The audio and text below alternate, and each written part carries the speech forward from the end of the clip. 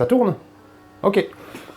Yo la famille, j'espère que vous allez bien. Moi je suis content de vous retrouver aujourd'hui pour vous faire cette petite vidéo où on va parler réseaux sociaux et plus précisément Instagram et les pièges qu'on peut rencontrer par rapport à notre créativité. Mais juste avant ça, intro.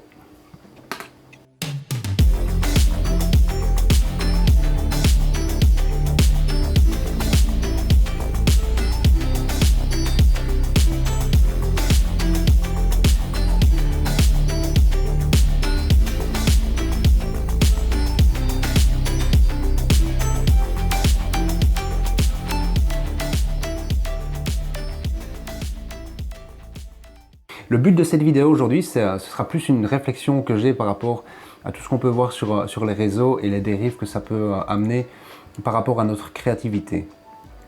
En fait, je me rends compte que beaucoup de photographes, qu'ils soient amateurs ou professionnels, ont tendance à reproduire les mêmes photos, des mêmes endroits, avec le même cadrage, etc. etc.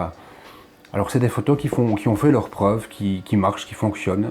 Il y en a qui sont pas forcément ouf, mais qui continuent à bien marcher en termes de réponses, de likes, etc. de la part d'une communauté. On peut prendre par exemple cette petite branche de sapin, vous voyez, qu'on a déjà tous vu avec une petite goutte de rosée.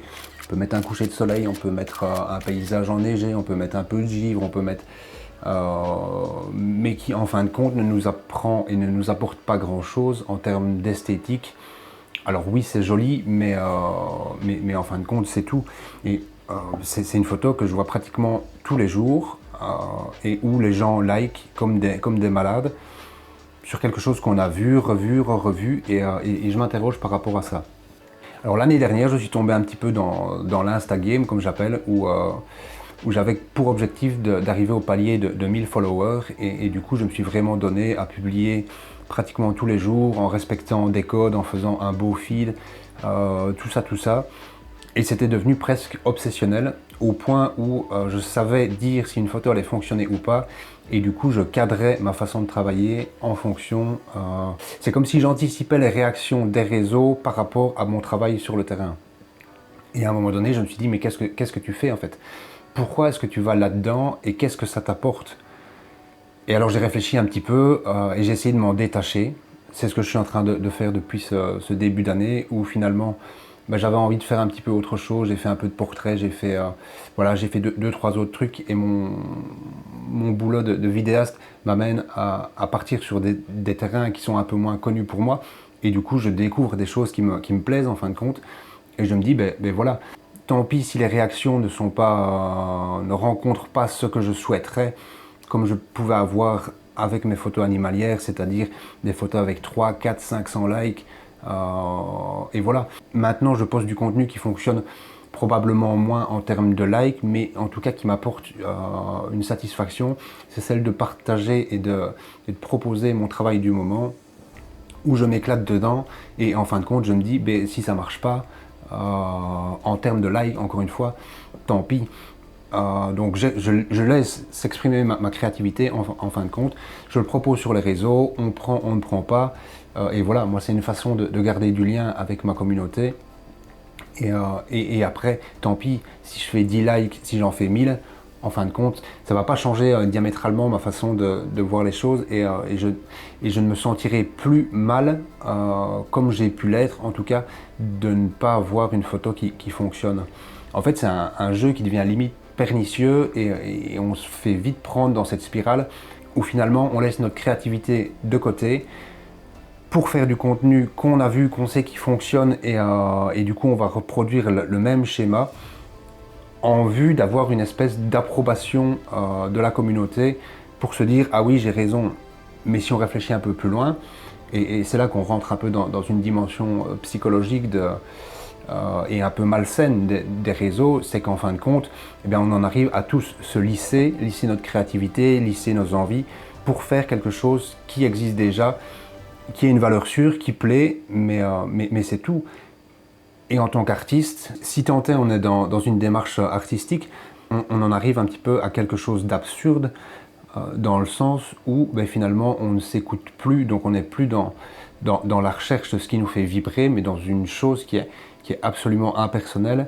Et voilà, alors trouver son épanouissement là-dedans, Je pense que ça dure un temps, ok, on peut se nourrir de likes et de retours positifs de la part de notre communauté, mais au-delà de ça, à un moment donné, eh ben, force est de constater qu'on se retrouve nulle part en fait, et dans un doute permanent en se disant mais qu'est-ce que je fais? Cette petite vidéo, c'était uniquement pour vous partager ce point de vue, où c'est une réflexion que je suis depuis fin d'année dernière, début de cette année-ci, où maintenant j'ai décidé de poster du contenu qui me plaît, que j'ai envie de partager, et si ça marche, tant mieux, si ça ne marche pas, tant pis. Moi j'ai la satisfaction de le faire, et c'est ça que j'ai envie de vous inviter à faire également, c'est de vous écouter vous, de faire du contenu qui vous plaît, et ne pas attendre de vivre au travers de likes, etc. Parce que si on y réfléchit un peu plus loin, ben, ça n'a pas vraiment de sens, et c'est pas ça qui va vous grandir en tant que personne. C'est pas de recevoir 100 likes, 1000 likes sur une photo,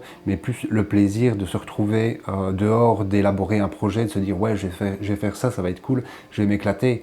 C'est ça qu'il faut chercher à faire en fait, c'est vivre le moment et trouver du plaisir à faire ce qu'on fait. Sinon, ben, c'est autant arrêter tout de suite. Ou alors, vous prenez des comptes qui fonctionnent, vous faites les mêmes photos, les mêmes cadrages, la même post-production, vous balancez ça, votre compte va marcher, j'en suis sûr et certain. Mais après, qu'est-ce que vous en faites? Ben oui, voilà, enfin, il faut être au clair avec soi-même et savoir ce qu'on veut faire en termes artistiques. Mais si on veut aller au-delà de ça, je pense qu'à un moment donné, il faut s'affranchir de tous les codes, les envoyer bouler comme je suis en train de faire, et puis tant pis. Sauf si vous avez la volonté de vivre de votre compte Instagram, devenir influenceur, et pas forcément, il n'y a pas forcément besoin d'avoir 100 000 followers pour être influenceur et faire des partenariats avec des marques. À partir de même un compte avec 500 abonnés où il y a une communauté organique, vous pouvez déjà créer des partenariats. Si c'est ce que vous voulez faire, à ce moment-là, il faudra jouer le jeu à fond. Mais si c'est juste dans une démarche artistique et proposer votre contenu, ce qui vous plaît, ce qui vous fait vibrer, alors à ce moment-là, je pense que la meilleure des solutions, c'est de sortir au plus vite de ce jeu un peu malsain, et voilà, continuer à faire des choses qui vous plaisent pour le proposer à votre communauté. Ensuite de quoi, ben, si ça marche, sinon tant pis. Mais voilà, faites-le pour vous avant tout. Parce que j'imagine que si vous faites de la photo, si vous faites de la vidéo, c'est que c'est quelque chose qui vous plaît au départ et que vous avez une certaine fibre artistique que vous souhaitez développer. Et donc je vous invite plus à aller dans ce type de démarche plutôt que de sombrer dans ces pièges un peu strange et malsains, on va dire. Donc voilà, c'est ici que se termine cette vidéo. Si le contenu vous a plu, si ça vous interpelle, si ça vous fait réagir, n'hésitez pas à me laisser un petit commentaire. Vous pouvez me suivre sur les réseaux, que ce soit Facebook ou Instagram, c'est le même nom qu'ici, donc Benjamin de Rothstein. Si vous n'êtes pas encore abonné, vous pouvez vous abonner ici ou là, je ne sais plus, activer la petite cloche, me mettre un petit pouce bleu, ça c'est le YouTube Game, vous pouvez le faire évidemment, comme ça vous serez aussi averti et bien au fait des nouvelles sorties vidéo. Et puis sinon, eh bien, je vous souhaite un excellent week-end et puis je vous dis à très bientôt. Ciao, ciao!